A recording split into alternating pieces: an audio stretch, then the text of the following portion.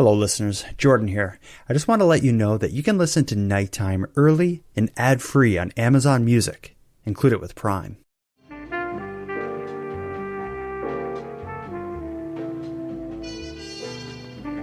You are tuned to the Nighttime Podcast, focused on the fringe of Canada. Hello listeners. For those of you who follow Nighttime closely, you probably noticed some reoccurring themes and issues that seem to work their way into many of the more tragic stories I've covered.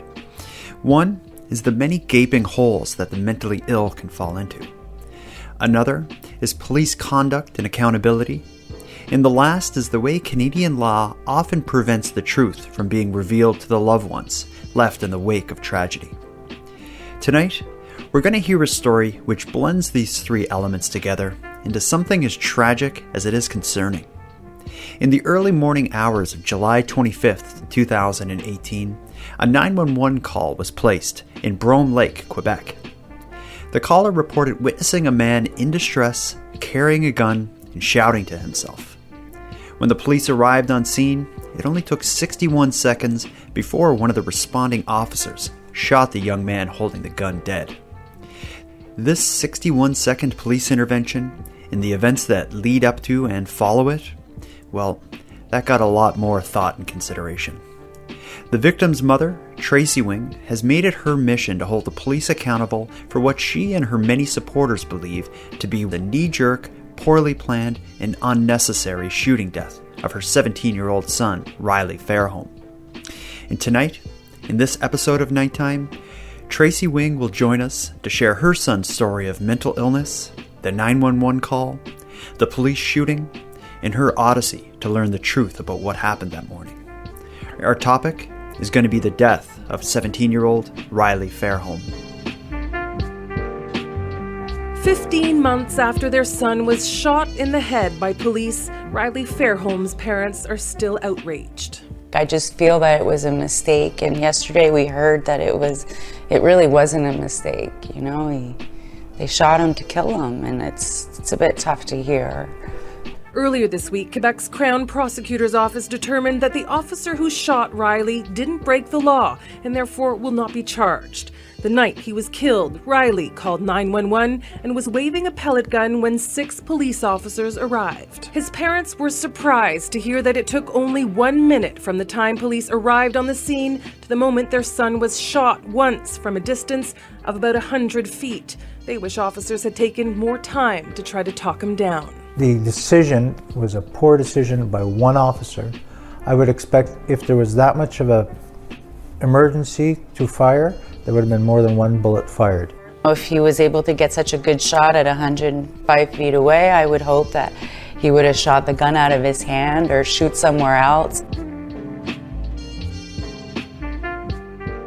To start, just for people who will be watching this that don't know your story or Riley's story, could you maybe just start by getting a bit of an introduction, like who you are and what your background is before this? Okay, well, my name is Tracy Wing, and I am a mom of 2, and I live in the Eastern Townships, which is basically on the border of Vermont and Quebec. I work for the federal government for Statistics Canada and get to talk to a lot of people across Canada, which I thoroughly enjoy. My children this is always so difficult, I have 2 kids. I have Riley Fairholm and I have Reagan. My son was 17 years old when he was killed. My son was really handsome. He was really funny. He worked part-time at the IGA, which is the community grocery store. I live in a population of maybe 5,000 regular and probably 8,000 in the summer because I live in a lake community. So we have no police services. We're a runner. And my son worked at the cash, at the fast cash, the 12 articles or less. He made people laugh. He was really the star of that store. And when he started working at the IGA, and I would meet people in the street, like I'm a first responder, so a lot of people know me, and they would be like, oh my God, your son, he's great, he's funny, he's going to go places, he's so social, he's not normal, like, because he talks and makes jokes to adults, he's not intimidated. So it made me so proud. And so, I was looking forward to his future. And Riley did struggle with some depression. It started around the age of 12. He had a bit of we call that intimidation in French. I might mix up my words a bit, but there's some bullying a bit at school. But I do believe that when he entered high school, the bullying or the intimidation came from a lot from the teachers. And I know it's not a popular opinion, but it's one that I'm going to stand by. The school let me down. They let him down a lot, and they're cognizant of that fact. So graduation, Riley didn't graduate high school, but he did finish high school. He was in secondary 5, so he was going to have to do a couple of classes that he was signed up for to do in the fall.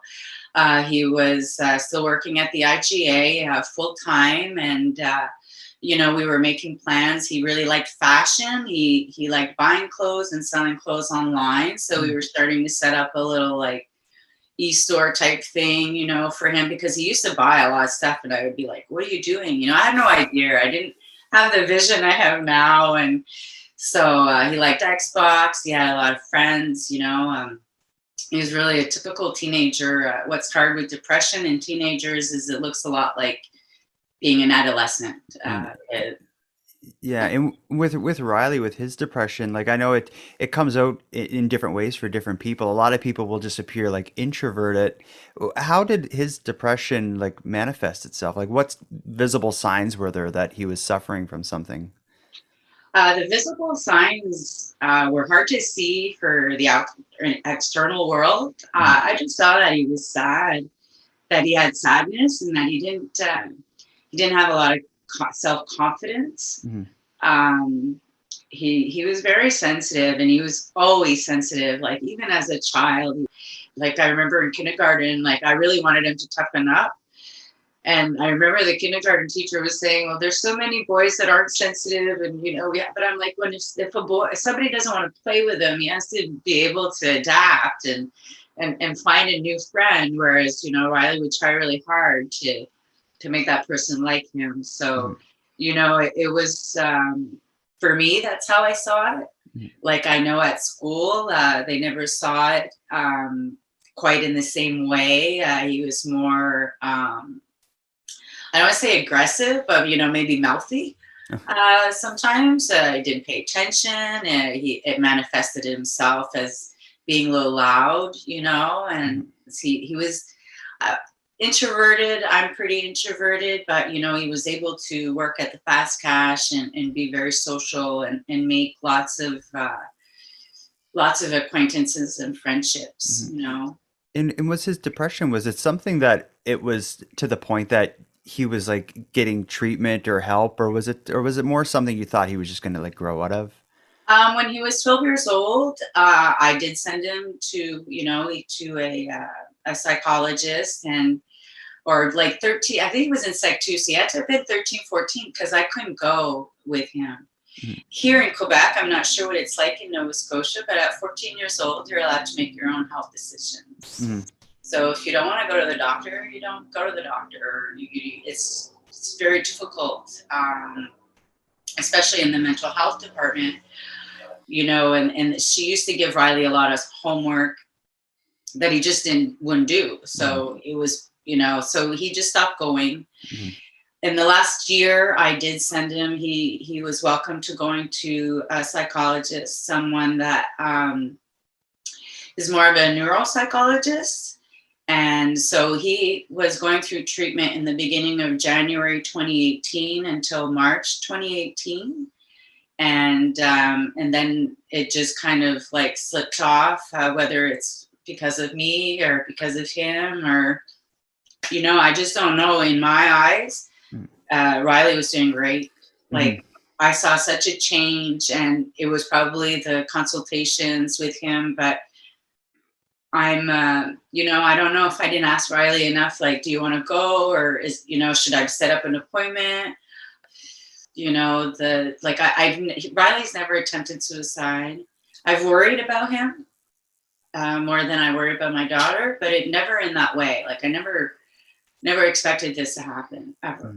But leading up to July of 2018, his depression, it was a part of his life and it was a problem, but it wasn't the kind of thing where you were panicking and it was in dire straits. Especially the last 5 weeks, because we had gone through school, like he'd gone through a lot of things at the graduation, and to me, he was looking up. We were, that day he'd received some clothes from some vendor for free, like a pair of shorts with white stripes, and we'd kept the packaging, and so the last few weeks he was really great. Like I said, we were looking forward towards the future. Things were going good at the job. Well, he had given his notice for the job, but that's because he was going to do adult ed. He works in a canteen at fairs. The fairs were coming up, so he's going to be able to make a lot of money. So no way in my mind that I expect this to happen, and especially, the way it happened, So I was, Riley, like if he was mad at me or mad at his dad, he would always text us random times, "I love you," and I was like, oh, he's either, something happened, whether it was a girlfriend or a friend, it was just kind of like a code word. So, that leads me to, that's how I found out that my son was struggling a lot harder than I expected. The day of July 25th, 2018, or the 24th, which is a Tuesday, Riley went to the water park. There's a water park here with his friends.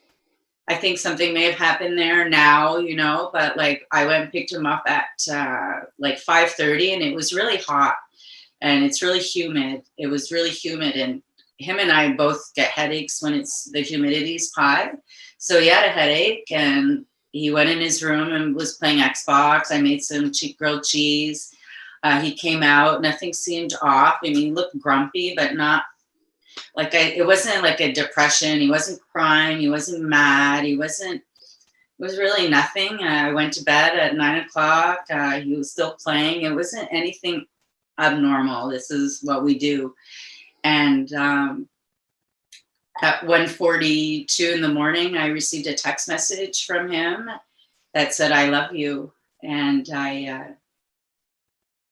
I tried to call him. I asked him where he was. I said I'd call 911, which I don't know why I would say that, but I figured that would, I don't know. I figured I'd call 911. I don't know why I was so worried. So you were just at home in bed and got this text, and you had, I'm assuming you thought he was in his room sleeping or something. Yeah, well, at first I thought he was in his room sleeping, so I sleep downstairs. I went upstairs, and he wasn't in his room, so that's when I texted back, "Where are you?" And we have a beach here that's not far, so I figured that maybe he went there. So like I said, it was really hot. I don't have air conditioning, so I went downstairs to get changed, to get dressed, and there was a note in front of my door that he had written to me. So I picked it up and I read it, and so I kept trying to call him, and it was going directly to voicemail. And so I decided to get in the car and just go. So I kept texting him, and I never called 911. I was going to go to the beach, and when I left to go to the beach, I crossed the first responder, which in this town, the ambulances are very far. Mm-hmm. So we have 2 people that are on 24/7 at all times. They're pre-ambulance. So they know how to do first aid. They know CPR. We can do everything. So I passed her, and I knew who she always worked her Tuesday nights, and where she was coming from, I knew it was her. So I don't, for some reason, I just turned around and I followed her, and I arrived on the scene of a lot of police cars. I could see there was someone on the ground because I could see the first responder doing CPR. Oh. I couldn't see who was on the ground, but I knew she was doing CPR because it's a move that if you've seen it, you know it. And so I knew that's what was happening. And so I ran out of my car with I think I had my phone, and I ran toward, there was police cars. They already had the tape up. This was like 1:50 in the morning, 1:56 in the morning. So it's 15 minutes after Riley texted me. And a police officer, she was a woman, she stopped me. And I said, I think that's my son. She didn't even ask me, just like, well, why do you think that? And I said, well, because I got a note and he sent me this text. And that means, and I said, he's depressed or he's depressive. Like that. And you say, he has issues, not like in the moment, but, and that's what I said. I said, you've been doing so well the last few weeks. I wasn't worried. And I said, I think it's him. And she grabbed me by the arm and she said, well, you can't, I don't know if it's him, and you wouldn't want to see the person that way. And so she started walking me towards my car. During this time, I'm thinking my son had thrown himself in front of a car. Mm-hmm. That's what I thought. And so she's like, well, can I read the note? So we went in my car. I sat in the passenger driver's seat and she sat in the passenger seat. And I should have known at that time that something was wrong. And she just started asking me questions, and I told her my life story. Mm-hmm. And I basically told her how long I've been worried about Riley, which was 5 years. I said it. I said, I've been worried about him for 5 years, since he was 12. And that's what I kept. And like where I was sitting, there was there's like a windmill. It's like a small decorative windmill. And I kept thinking, like, how could he have jumped that far? Because I couldn't understand how he had died, because all the cars, the lights that I saw, I assumed there was another car. Mm-hmm. Like I couldn't believe, like I live in a small town, that there would be that many police cars 10 minutes after an incident. The police station is 16 kilometers away. It's the middle of the night on Wednesday morning, they roll out the sidewalks here. It's, 9 o'clock. It's very quiet. So that's why I assumed all of those things. And the police never interjected anything. Yeah. And let me just ask about this note that he had left you and that you shared with the police. Did that indicate that he intended to do himself harm? Am I getting the gist? Yeah. It said that he was going to do something and I wouldn't have to worry about him anymore. Okay. Basically, that's what the note said, was that we wouldn't have to worry about him anymore. Okay. So, but I really assumed, I've been as a first responder, I've been on many calls where patients have called in, loved ones have called in, notes have been found. The person trying to die by suicide is calling in, and they're calling in for help. Mm-hmm. And so, in my opinion, I was going to help my boy. The note meant nothing to me. I never expected him to, when I found him, not be alive, ever. Because I knew he was dead. When she was doing CPR, there was no doubt in my mind he was dead. You don't do CPR on someone who's unconscious.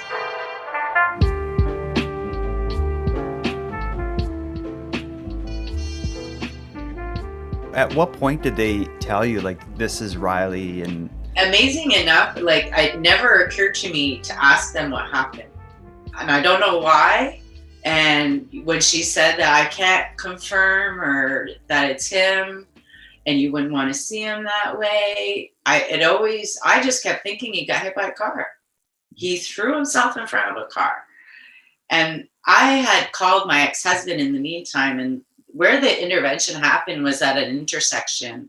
So they had blocked off the intersection, and Riley's dad was coming from the opposite way. So he had to cross the police tape.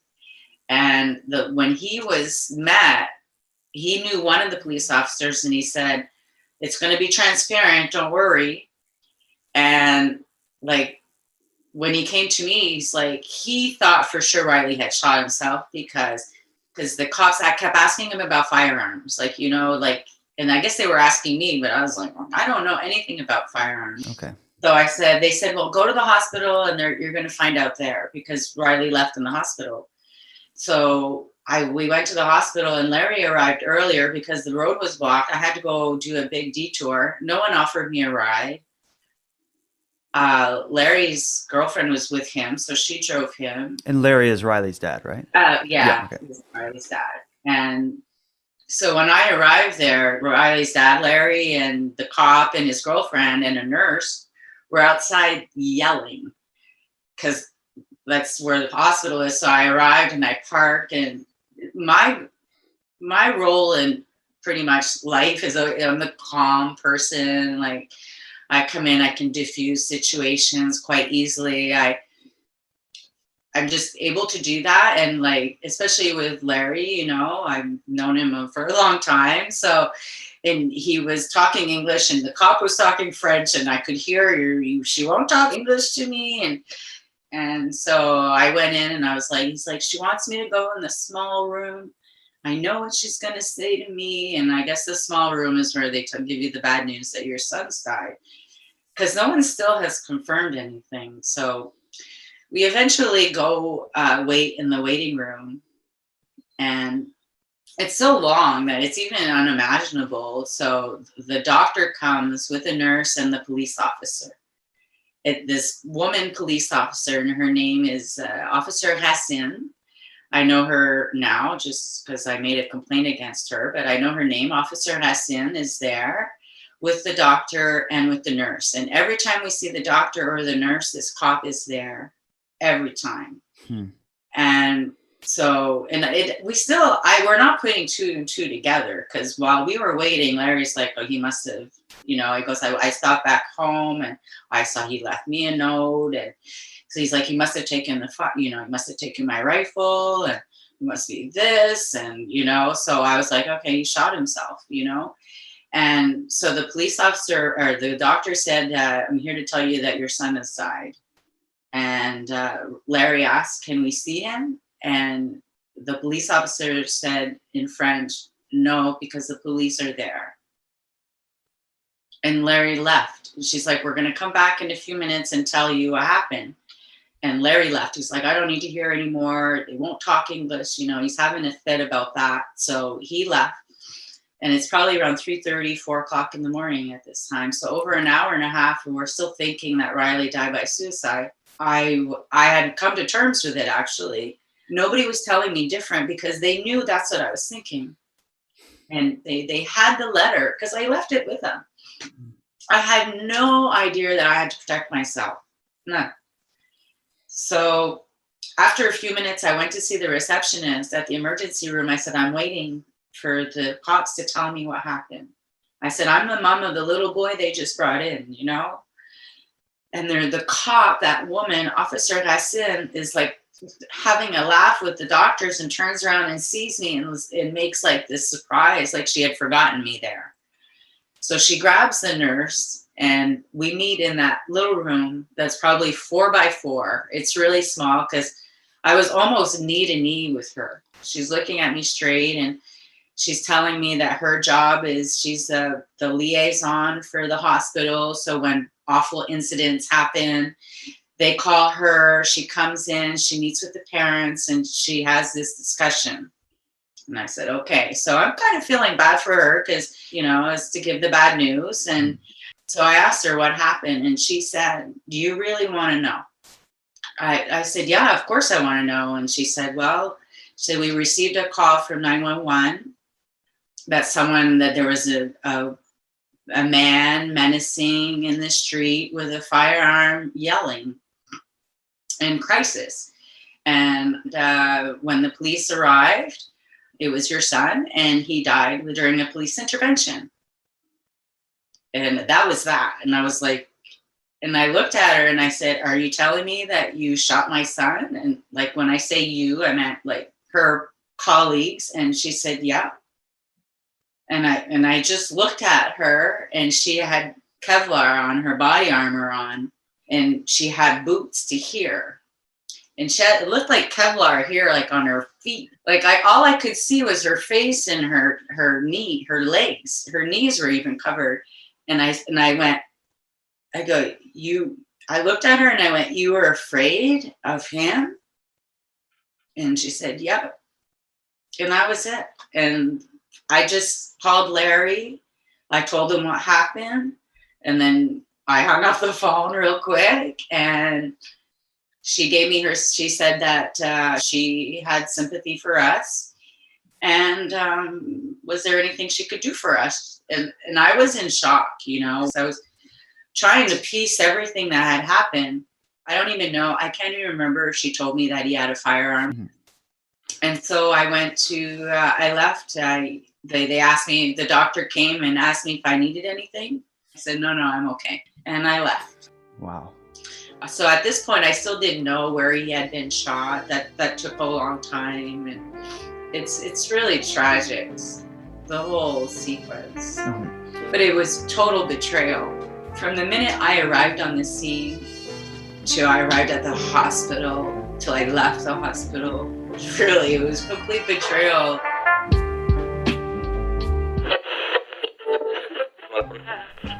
Sorry to interrupt the episode like this, but I want to take a moment and tell you about something I had just posted to the Nighttime Premium feed. But for those of you unfamiliar, let me first start by telling you that there is in fact a separate and much better feed than the one you're listening to Nighttime on now. It's available exclusively at patreon.com/nighttimepodcast. The premium feed costs about as much as a bag of chips, but it's arguably more satisfying than a salty crunch ever will be. First, the premium feed funds the creation of the show, so if you enjoy Nighttime, you have the subscribers of the premium feed to thank for keeping it alive. Secondly, the premium feed is far less annoying. Since it's listener funded, there's no ads like this or the others you've heard. And lastly, the premium feed includes exclusive episodes that you won't find here on the free feed. Just prior to the release of this episode, I released an episode on the premium feed where my BFF Randy and I discuss a collection of stranger-than-fiction news stories that recently made headlines in Nova Scotia. So if you're into the weird stuff, this premium feed episode is going to be right up your alley.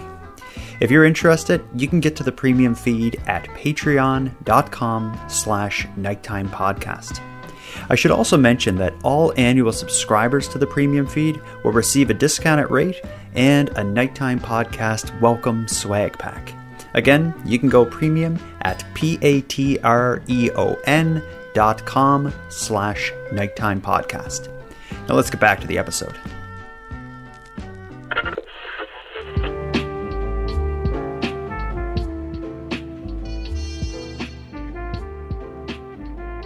There's been 3 years since this happened, and there's still a lot you don't know, but so much of this story has become your quest to figure out what happened, to hold the police accountable.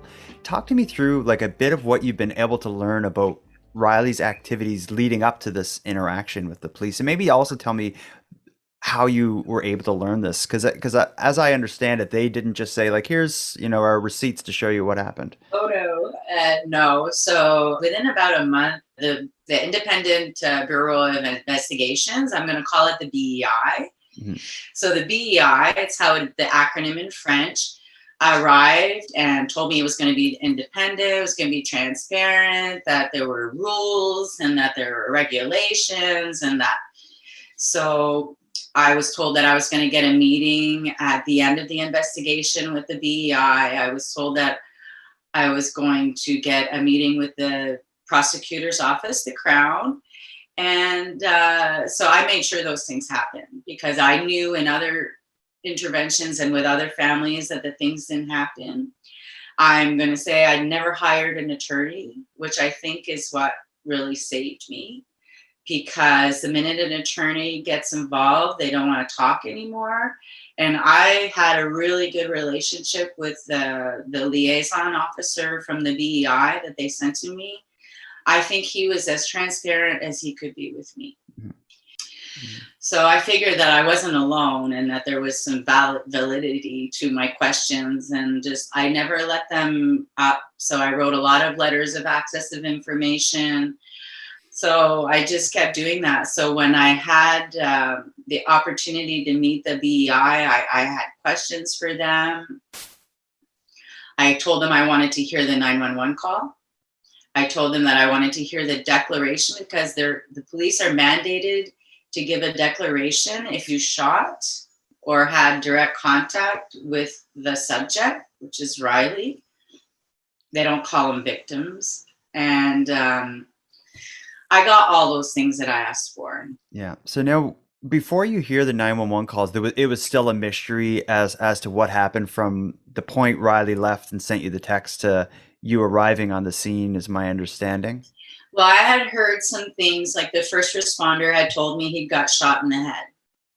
Okay, just one shot in the head. I knew or had a feeling that Riley was the one that had done the 911. No, I knew. The BEI did tell me that Riley was the one that made the 911 call. Wow. So I was very anxious to hear it. So those were the only things that I knew. So tell me about, I'm assuming when you hear the call, you have to go to the police station or somewhere and meet with people to play it. Can you tell me about that experience and describe what you hear in this call? Yeah, the first time we heard it with the Crown prosecutor. So we met at the courthouse. I think they did that for legal reasons, but also there's like a bailiff there with a weapon in case we lose our minds. Like, it's quite insane, the things that we've gone through. So, so they're like, it's going to be really hard for you to hear. It's his voice. So it was actually, it felt good to hear his voice. It felt good to hear his voice, to hear he was really calm, but he was not afraid. It was good to hear him describe himself as chubby, not quite 6 foot, because it really bothered him that he wasn't 6 foot. He was like 5'11" and a half, and he says that in the message, in the 911. He's just a regular guy. He's just screaming. He's in crisis. That's all he was saying. Like, Riley didn't sound scared for that person, He was talking regularly. He described him to a T, said he had a backpack. And so... Just one more question about the 911 call, just so people understand, is Riley made a 911 call reporting as if he was a witness to someone in distress. Exactly. Yeah. But he was describing himself. So is he calling and saying like, yeah, I see this guy, doing this on the street, but he's actually describing what he's doing. Am I understanding that right? Yeah, exactly. He just says he said, so yes, Riley was describing himself. He said he's in front of the IGA. This guy, I think that's all he said. He's screaming and he's walking towards Cowansville, which is a little town. And the dispatcher spent a lot of time asking him questions. Like, do you hear what he's saying? Does he appear drunk? And it's Riley's English speaking, and she's English speaking as well, but they're talking in French to other people. Okay. So I think like she's not quite understanding him. And I don't know if you understand, like when you call 911 on a telephone, it goes to a central, and then that central sends it to like your community. Okay. So there were 2 like transfers. And so you can hear like the cops talking a little bit, and like they're all getting ready. They're all going to meet somewhere to talk. Mm-hmm. In the call with Riley, how does that end? Yeah, it ends as so she's like, okay, well, I got your name. She took his name. She took his number. And he said, well, she's like, okay, well, we might call you back. Okay. He's like, yeah, okay, bye. It was like that. It was so nonchalant. But what happened when they met, one of the police officers called Riley back, and that is not recorded. Oh. And so he was calling back the person who called 911, right? So the person Riley was describing, they didn't know that they were talking to the subject, to the victim. They knew they were talking to Riley, but as the caller to 911. A witness rather than the person. And he said that he asked Riley where he was, if he still had a visual on him, and if he was safe. And Riley said that he was almost home. But I'm learning this 19 months after Riley died. It's important that 19 months. So it's like it all happened all over again because I learned so much newer information. Mm-hmm. That was basically the 911 call, and that they called back. And in the 911 call, you hear them calling the cops to that meeting. And so you hear the guy who's in charge, the guy who called Riley. He's talking in French, but he said, he's there. And he says he has a weapon in his left hand. He's at Chin's, which is the old restaurant, which is where he was. And so when you hear him say he's there, to when you hear him say shots fired, it's 61 seconds. Wow. And had they not been talking on that radio, I never would know that it was 61 seconds. And I can look at you straight in the eye, all of you. Maybe that's not true. Maybe, but I do believe that would have happened. You know, I know in the declaration, one of the cops says that it took less than a minute, but so that changed everything for me. It really changed everything for me. They didn't negotiate with him. You don't negotiate in a minute. Yeah, there's not much that can be said in a minute. So the 911 call really gives you a picture of, what led to the interaction, and through that allows you to figure out how long the interaction took. Yeah. But what information did you get about how the police actually handled their interaction with Riley? Like, did you learn anything about what they said or did to try to de-escalate him? When I went to that meeting, they said that Riley was holding the gun in his left hand, the BB gun. It's an air pistol in his left hand and his phone in his right hand. I believe Riley may have been filming it, but the BEI never thought it was pertinent to look. What they kept saying was, drop your weapon and all will go well. They said it in French, they said it in English, and they said it in English again. And apparently they heard Riley say, 2 cops say they heard Riley say, I've been planning this for 5 years. And that's what I told the cops. I told them that before. I told them that at the hospital. Like, I know they used my words, but that's what they said that they heard Riley say. What do you mean you told them that? Because I know more what happened with Riley, what was going on in his mind. So he was playing on Xbox about 10:30. He was playing cards. They were playing Uno. And then a friend of his, friend called, and they got in an argument.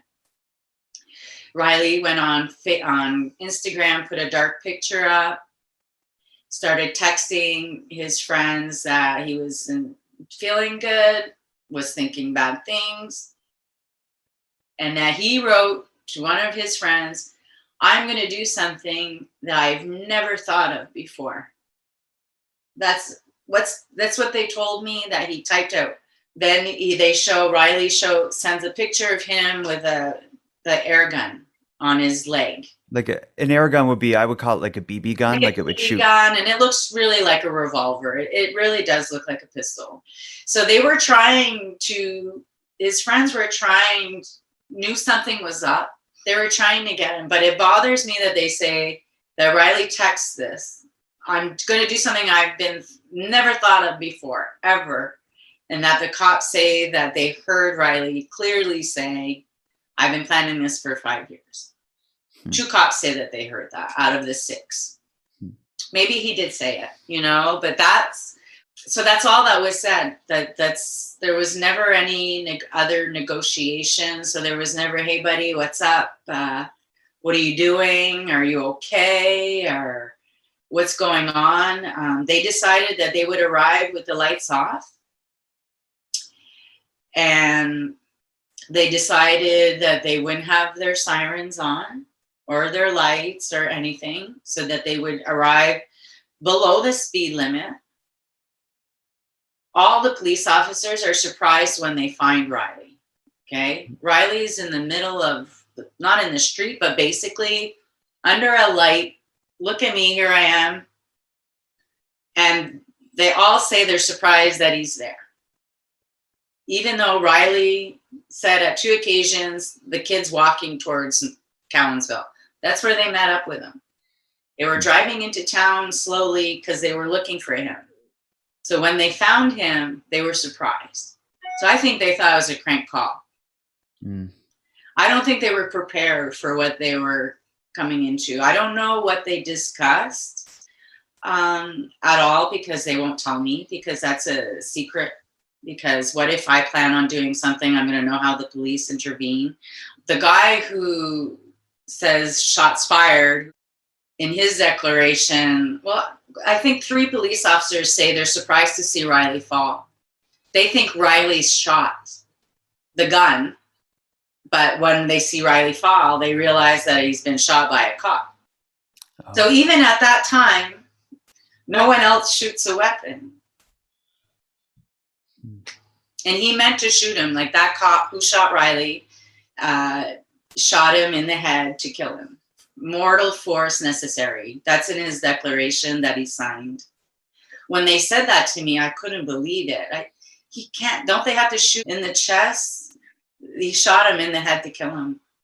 Mm-hmm. And Riley, like, when you looked, like, if Riley was standing 30 feet away from me or whatever, would I be able to tell he was like a young teenager, or did he have like the physique of a man? Just because in my mind, I feel like police would handle like a teenager in crisis different than an adult. Well, they knew he was a teenager because Riley had said it in the 911 call that he was just a kid. I think he was dressed in black. I mean, I'm sure, he had a black hat on or a beanie. I don't know what's in his book bag. I haven't opened it. But they say that he was doing pacing. Mm-hmm. And that his arms were horizontal and vertical. Mm-hmm. So he was doing this. And he was doing, even at one point, he did a 360. To do all of that in a minute is a lot. And to be able to shoot someone in the head to kill him, he could have shot him somewhere else. Yeah, yeah. And ultimately, the shot that was fired kills Riley, and you did file complaints, and there was some sort of internal investigation into whether the cop had done anything wrong. Can you talk a little bit about what you know about this investigation and what the ruling was? I did a police an ethics complaint in December of 2018, so just a couple of months after I made complaints in regards to the police officer himself. I made complaints against the police officers not doing CPR because Riley's organs were not viable for harvest. I myself have reanimated 2 people in my career as a first responder with a defibrillator. I've kept organs alive on 1 patient that went to 7 people. Riley was well aware of that fact. He was an organ donor. Riley was a perfect candidate for organ donation, and they did nothing. And about how the police interacted that evening with each other. In March of this year, I learned from the police ethics that they're still investigating whether they did anything wrong through the intervention. It's a really slow process. I still don't have an autopsy. I don't have the toxicology report. COVID hit, so now they're using that as an excuse for not having the public coroner's inquiry before. And now in present day, like despite this journey for information and this battle, the many battles you've had to go through in this, you're also known as an advocate to prevent things like this from happening in the future. I understand there was a petition that got a lot of coverage. Like, thinking of Riley's story and your experiences, what are the changes that you've been seeking to see happen that would have either prevented Riley from dying or maybe prevent other people like him, from ending up the same way? I really wanted to make the public aware, first and foremost, that it could happen to anybody. So that's why, like, not having body cams and dash cams is just, I know we're technologically really behind as a country, but I think that we're spending millions and millions of dollars in complaints and lawsuits, and it shouldn't take George Floyd incident to change things. So I wanted to do the petition because I knew that would again get me in the media, because I truly didn't believe that anything would happen from it, because the wheels of justice are very square. But I knew it would get talked about. I knew it would be a question on the table that they can't put aside. You know, as successful as it was, it could have been better, and I haven't stopped. And so I was always been trying to get Riley's story, other families' story in the media, because that it's not just Riley dying, and that I'm not just in mourning, and I'm pissed, and they don't have to shoot people. They just don't. It's a lot. Yeah, and in either way, based on Riley's call, the 911 call, even if they didn't put together that he was calling, kind of reporting himself, they knew they were responding to someone in the midst of a mental health crisis. And there are countless stories that even I've come across that prove to me without a doubt that the police often seem to fall down when dealing with a mental health crisis. And that's something your advocacy work has been based on, as well as the idea of increased training or support in responding to a mental health crisis. Don't deviate like we do. As you know, I'm a first responder. I've come upon many scenes where the person is drunk, someone who's diabetic and is having has low blood sugar can be very violent. Someone who's on drugs or very pissed off or angry or just sick can be very angry. You have to talk to the person. A child that's having a fit, if you're yelling at them, and adults do that. When adults argue, if you raise the tone, the next thing you know, you're shouting at each other. Riley was clearly in distress when they arrived there. He was right there for them to see. You know, it wasn't an ambush. They knew all of these things. They spent 7 minutes on the phone with the said caller. The caller did not say he felt danger. He was really saying he was in crisis. Amongst themselves on the radio, the 911 dispatch talking to them, they're always saying crisis. You hear it often. It's a boy in crisis. He's all dressed in black. So they knew what they were coming. They spent 7 minutes deciding what they were going to do. They said, well, she's going to try in French, and if that doesn't work, we're going to talk in English. You know, like, I understand that they didn't know that Riley could shoot at any minute, but they were barricaded behind their cars. They had their cars for protection. They have their body armor, and they're trained for those situations. You know, they're supposed to be, and they're not accountable because, first of all, they have no body cams. There's no dash cam. They never leave any witnesses. The only witnesses are each other, as in Riley's case. Yeah, and then, you know, and I don't want to put them all in the same category and say, but I don't believe it's a bad apple. I truly believe that the orchard itself has become rotten, and I think that anybody who works anywhere in a corporate world understands that you are the little guy, and if you want to stick up, if you want to fit in and stick around, you have to go with the flow. You can't be a squeaky wheel going, hey, you were really rude to that woman when you were giving her a ticket. And you were really rude to that homeless guy. And let's end with this. A lot of people have learned your story and Riley's story through the mainstream press and the reporting on this case, but you've also shared a lot of intimate and personal details in like a series of videos on YouTube, which I think is unusual for someone, for like a mother to just sit in front of a web camera on YouTube telling a story. Like, tell me the process of deciding to share, you know, the intimate details of this story in these YouTube videos. Well, I just knew it was wrong, and a lot of people were asking me about it. So I was like, why not? You know, I wanted my story to get out. I know a lot of my friends wanted to ask me questions. A lot of the people in the community wanted to ask me questions. But the minute I start talking and I get a little water in my eye, everybody like shuts down. And it means I'm like, these are tears of joy that you're asking me to speak about my son. I did it a lot to defend him because I didn't like what I was hearing. And I didn't like that his depression was being used to justify shooting him in the head. Because I don't believe he deserved that. I don't think he was given a chance.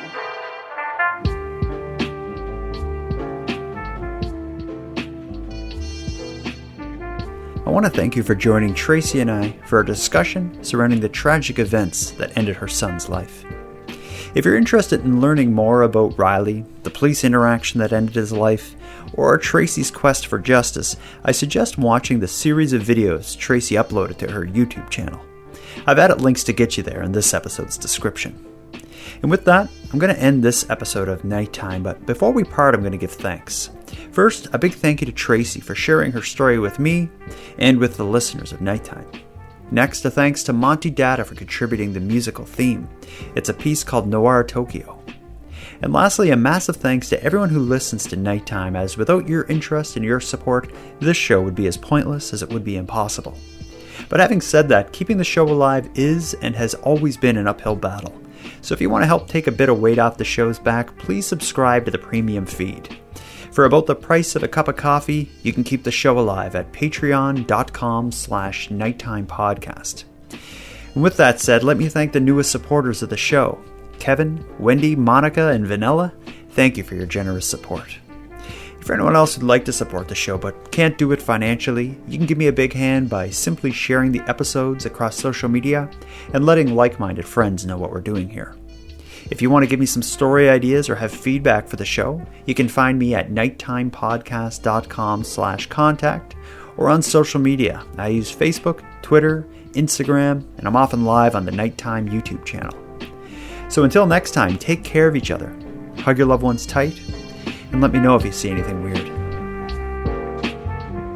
The Nighttime Podcast is written, hosted, and produced by Jordan Bonaparte. Copyright Jordan Bonaparte. Because when I went to that meeting, they said that Riley was holding the gun in his left hand, the BB gun, and his phone in his right hand. I believe Riley may have been filming it, but the BEI never thought it was pertinent to look. The Crown never thought it was pertinent to look in his phone.